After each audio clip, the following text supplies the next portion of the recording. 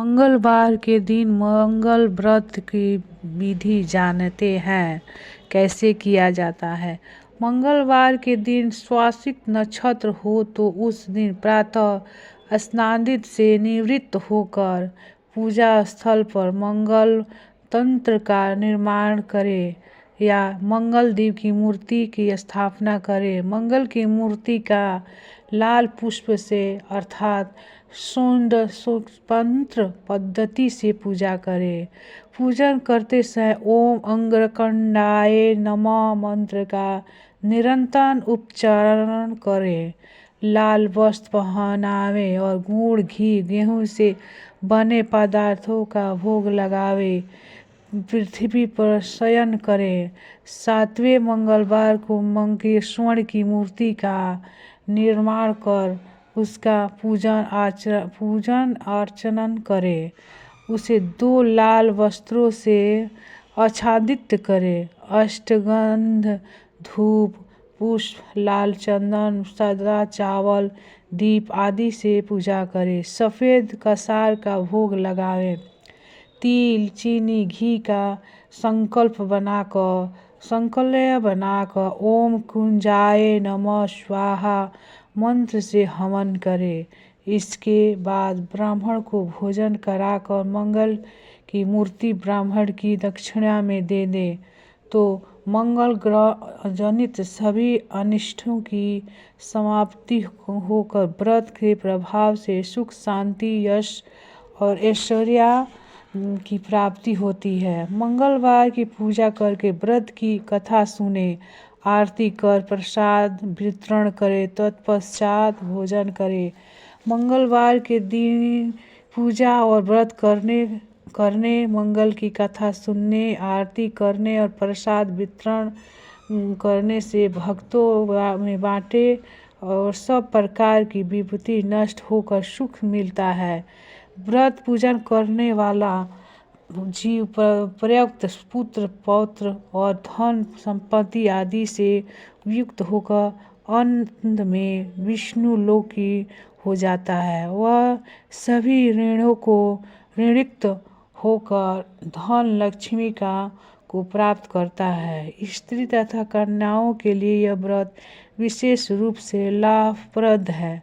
उनके लिए पति का अखंड सुख संपत्ति तथा आयु की प्राप्ति होती है।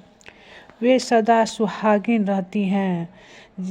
स्त्रियों को मंगलवार के दिन पार्वती मंगल गौरी पूजन करके मंगलवार व्रत की विधि कथा मंगल गौरी व्रत कथा सुननी चाहिए। यह कथा स्वर्ग संकल्य को देने वाली है। कथा इस प्रकार है। व्यास जी ने कहा, एक बार नैमिषारण्य तीर्थ में 88,000 मुनि एकत्र होकर सूत जी से पूछने लगे, हे महामुनि, आपने हमें अनेकों पुराणों को कथाएं सुनाई हैं। अब कृपया करके हमें ऐसा व्रत उसकी कथा बताइए जिसके कहने से संतान की प्राप्ति हो अथवा मनुष्य की रोग शोक अग्नि सर्प दुख आदि का भय दूर हो।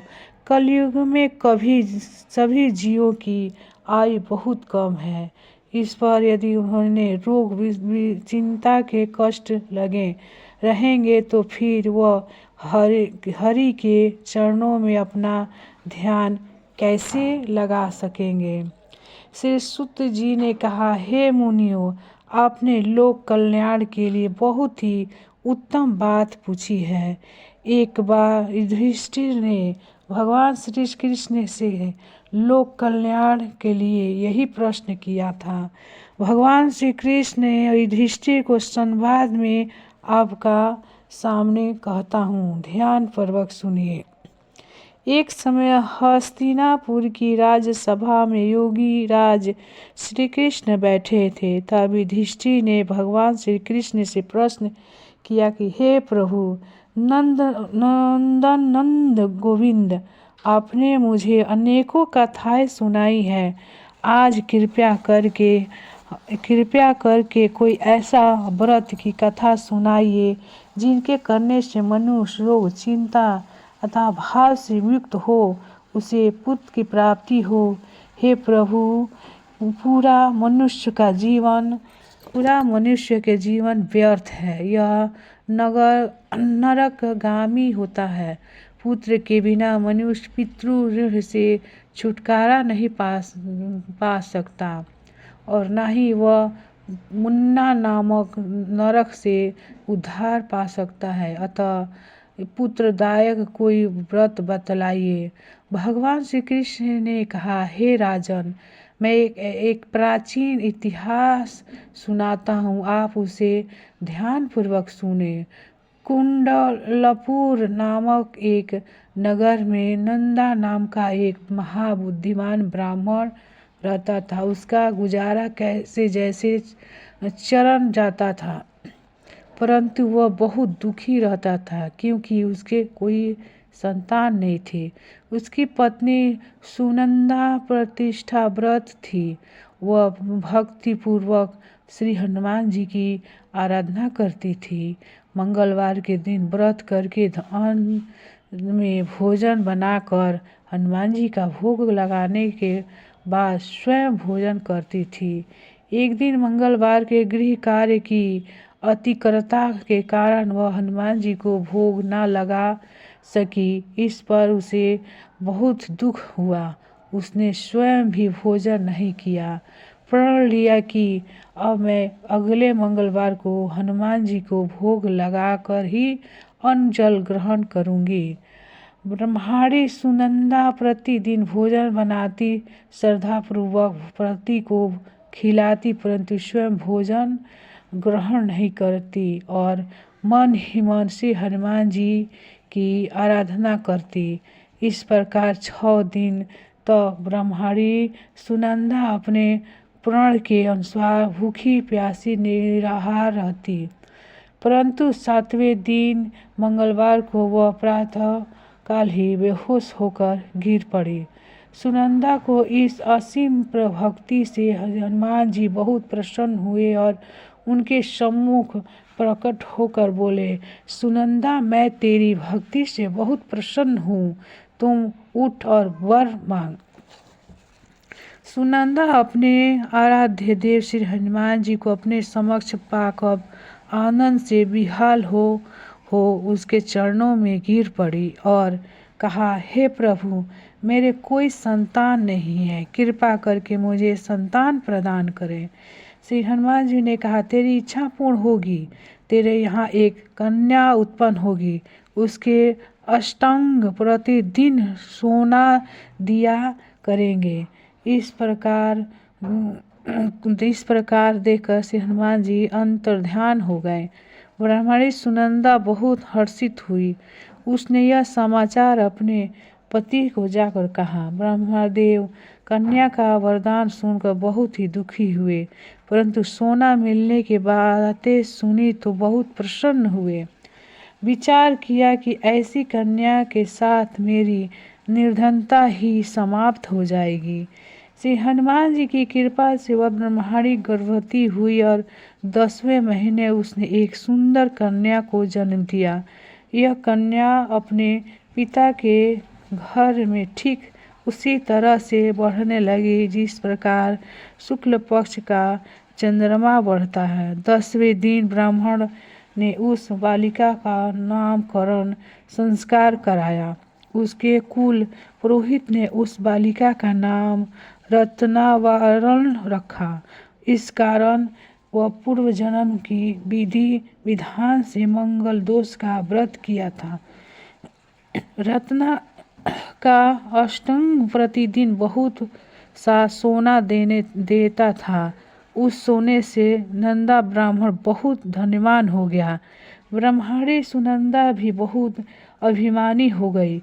समय बीतने के साथ रत्नवाला 10 वर्ष को हो चुकी थी। एक दिन सुनंदा ने नंदा ब्राह्मण से कहा, हमारी पुत्री रत्नवाला विवाह योग्य हो गई है, अतः कोई सुंदर सा युग वर देखकर उसका विवाह कर दे। यह सुनकर नंद ब्राह्मण बोला, अभी तो रत्नावला बहुत छोटी है।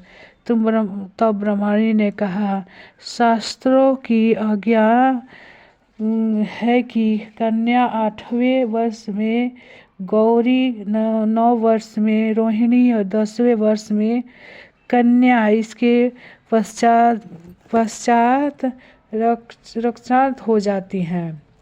गौरी के दान को पाताललोक, गृहिणी के दान से वैकुंठ लोक, कन्या के दान से इंद्रलोक में सुखों की प्राप्ति होती है।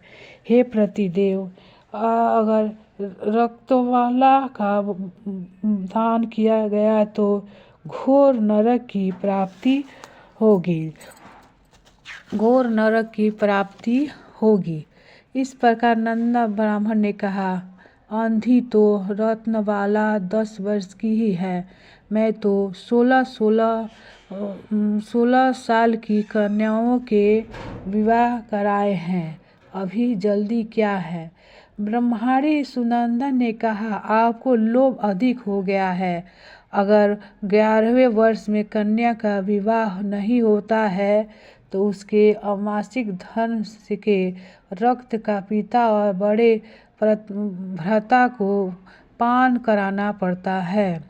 शास्त्रों ने कहा गया है कि यदि माता पिता और बड़ा भाई रक्तस्थल कन्या को देखते हैं, वो नरक के गामी होते हैं।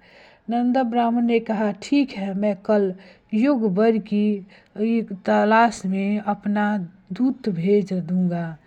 दूसरे दिन ब्राह्मण ने दूत को बुलाया और कहा, मेरी कन्या जैसी सुंदर है वैसी सुंदर वर उसके लिए तलाश करो।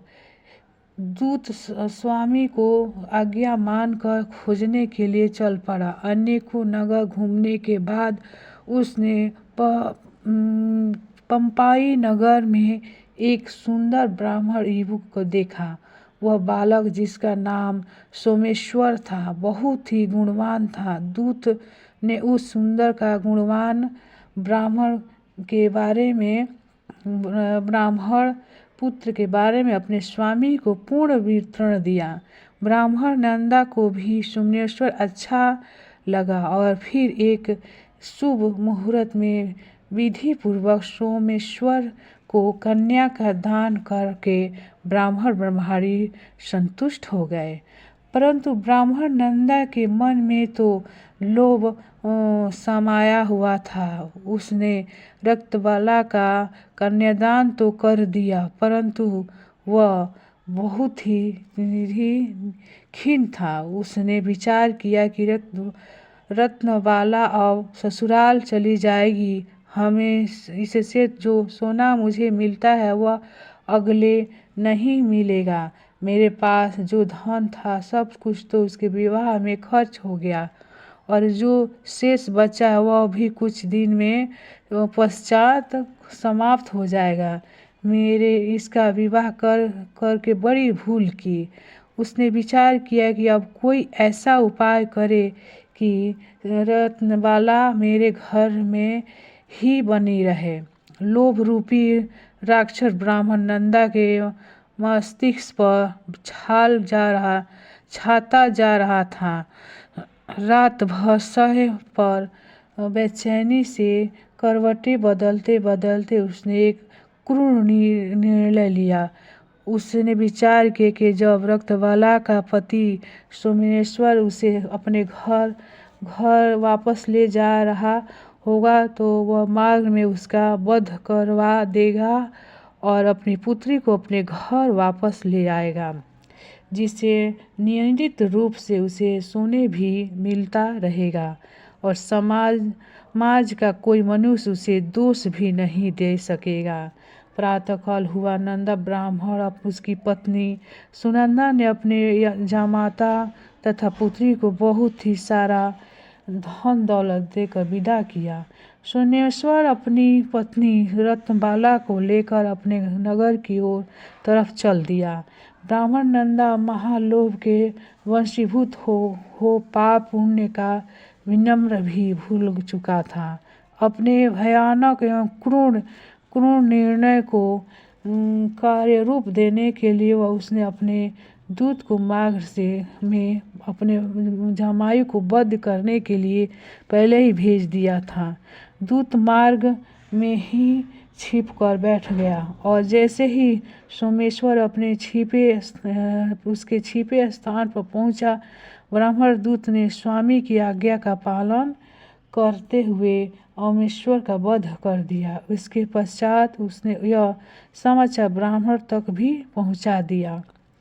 अपने जामाता के वध का समाचार प्राप्त कर नंदा ब्राह्मण उस स्थल पर पहुँचे और रुनंद करती आई पुत्री से बोला, पुत्री, मार्ग में लुटेरे तेरे पति को वध कर दिया है। भगवान की इच्छा के आगे किसी का कोई नहीं बस चलती।